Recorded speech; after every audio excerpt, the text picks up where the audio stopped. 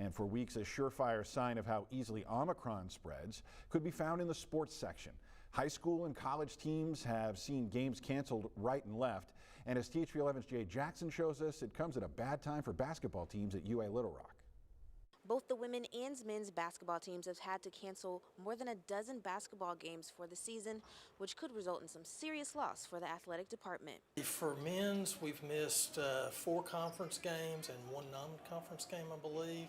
Bodies on the court for practice. Women's, we've missed 4 conference games and 3 non-conference games. But that hasn't been the case for actual games. It's tough. You know, the toughest part is trying to figure out when you're going to be able to play and not play, because you really don't know sometimes until the day of, the day before, whether you're going to be able to play or not, because it really depends on, you know, when you're testing. The UA Little Rock basketball teams have had to cancel games, the latest last Tuesday, due to positive COVID cases as well as injuries. This year's really been more difficult than last year. Those canceled games won't be rescheduled, and that means more than just a loss for the season. It's also a loss of money.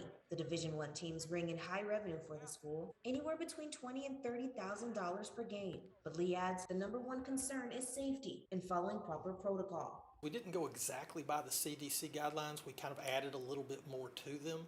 So where we're at is if you test positive, you have to go into isolation for 5 days.